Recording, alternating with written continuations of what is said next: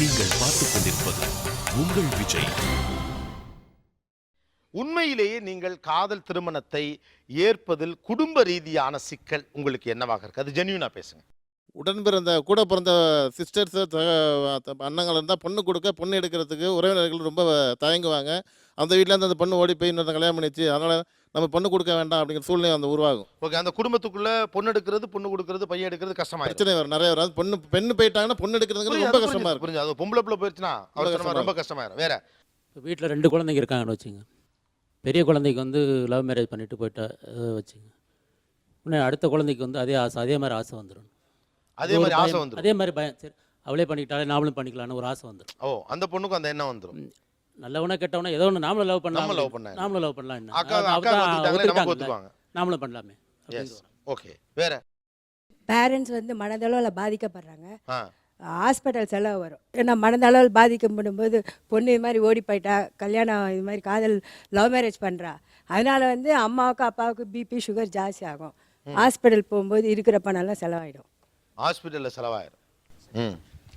இப்போ ஒரு கல்யாணம் வந்து காதல் கல்யாணம் பண்ணிட்டாங்கன்னா சார், அப்புறம் வந்து வீட்டில் வந்து அந்த ஃபேமிலியோட ஃபங்க்ஷனிங் வந்து மாறுபட்டுரும். அந்த ரிதம் போயிடும். ஃபேமிலியோட ரிதமே மாறிடும். எப்படி ரிதமே மாறிடும் சொன்னாக்கா நிம்மதி போயிடும் சார். நிம்மதி போயிடுச்சுன்னு சொன்னால் ஆட்டோமேட்டிக்காக செய்ய வேண்டிய வேலைகள் எதுலையுமே டைவர்ஷன் ஆகி போயிடும். எவ்வளவு காலம் அது நீடிக்கும்? அந்த மாதிரி டேக் கோர்ஸ் டைம் ஆகும். டைம் ஆனால் தான் அது வந்து ஆறும். அது ஓகே, ஆனால் கொஞ்சம் டைம் எடுக்கும். கண்டிப்பாக டைம் எடுக்கும். எஸ். பின்னால் நெய்பர்ஸ் எல்லாம் வந்துட்டு போய்கிட்டு தான் சார் இருப்பாங்க. எப்படியும் இந்த விஷயம் நம்ம ஃப்ரெண்டுகள்கிட்ட தான் நம்ம எப்படியும் நம்ம இதெல்லாம் ஷேர் பண்ணுவோம். சரி, நம்ம பண்றப்ப ஃப்ரீயா நம்ம பண்ணிடுவோம். நாளைக்கு நம்ம வெளியில போறப்ப ஐயோ நம்மளை பத்தி பேசுறாங்களோ, நம்ம பொண்ணு இப்படி பண்ணிருச்சேன்னு நம்மள அவங்க சாதாரணமா தான் நம்மள பாப்பாங்க. நமக்கு ஒரு மாதிரி இருக்கும் சார்.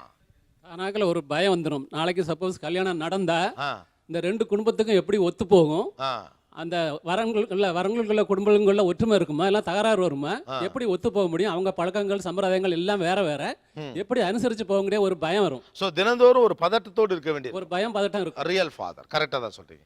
இந்த மன உணர்வு தான் நான் கேட்கறேங்க. எஸ் சார், ஒரு இறுக்கமான சூழ்நிலை வந்து எஸ் ரொம்ப ஒருத்தருக்கு அப்பா அம்மா வீட்டில் இருக்கிற கணவன் மனைவியே என்ன பண்ணுறது, ஒருத்தருக்கு மூஞ்சி பார்த்து என்ன பண்ணுறதுன்னு தெரியாமல் ரொம்ப தவிச்சு, குழந்தைகிட்ட எப்படி இதை போய் கேட்கறது, அது என்ன பதில் சொல்லும், இது எப்படி அதுலேருந்து மீண்டு வர முடியும் அப்படிங்கிறத ரொம்ப சிந்தனை பண்ணி அவங்க ரொம்ப நொந்து போயிடுவாங்க. ஒரு தத்தளிப்பும் பரிதவிப்பும் வந்துடும். எஸ், ரொம்ப கரெக்டாக சொன்னாங்க சார். முதல்ல வர சிக்கல் வந்து அவங்க பசங்க படிப்பு பாதிக்கு. இரண்டாவது வந்து வீட்டில் வந்து டெய்லி ஒரு பிரச்சனை வந்துக்கினே இருக்கும். அது ஒரு சிக்கல் ஆகிடும். ஏன்னா யாருக்கு யாரும் பார்த்து பேச முடியாது. ஏன்னா இந்த வார்த்தை என்னைக்கு வெளியே வருதோ அன்றைக்கே வீட்டில் இருக்கிற நிம்மதி எல்லாருக்குமே போயிடும்.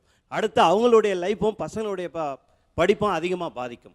பிள்ளைகள் படிப்பு பாதிக்கும். வேற வேற மேடம் சொன்ன மாதிரி மன அழுத்தம் உருவாகும் சார். தாய் தந்தையர்களுக்கு, கூட பிறந்த அண்ணன் தம்பிங்களுக்கு ஒரு மன அழுத்தம் இருக்கும் உருவாகும். பிறகு அந்த அப்பா பையனோ அல்லது அப்பா பொண்ணோ கிட்ட இருக்கிற ஃப்ரெண்ட்ஷிப் வந்து கொஞ்சம் 50% டிஸ்டன்ஸ் உருவாயிடும். பின்னாடி ரொம்ப காலத்துக்குமே டிஸ்டன்ஸ் உருவான மாதிரி ஒரு தோற்றங்கள் இருக்க தான் செய்யும்.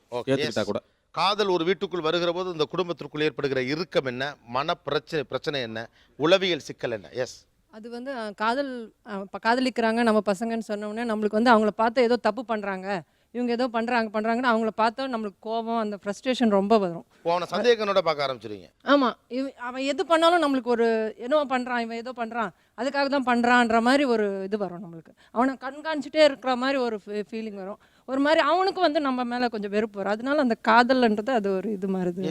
வேற என்ன வரும்?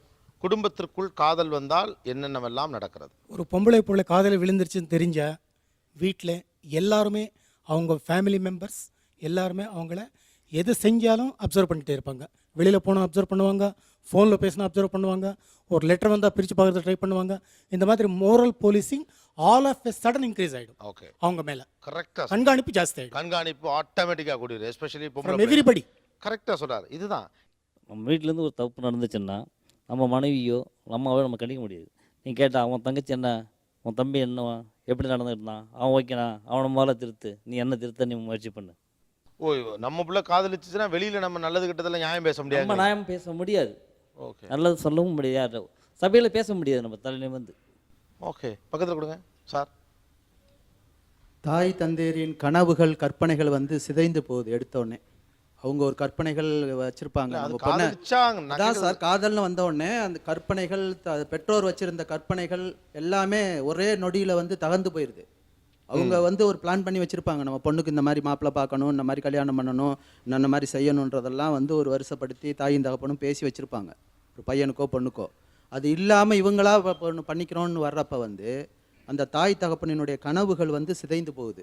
அதனால மன உளைச்சல் அதிகமாகி குடும்பத்தில் நிம்மதின்றது சுத்தமாக இருக்காது. மன உளைச்சல் அதிகமாகி குடும்பத்தில் நிம்மதி போய்விடும்.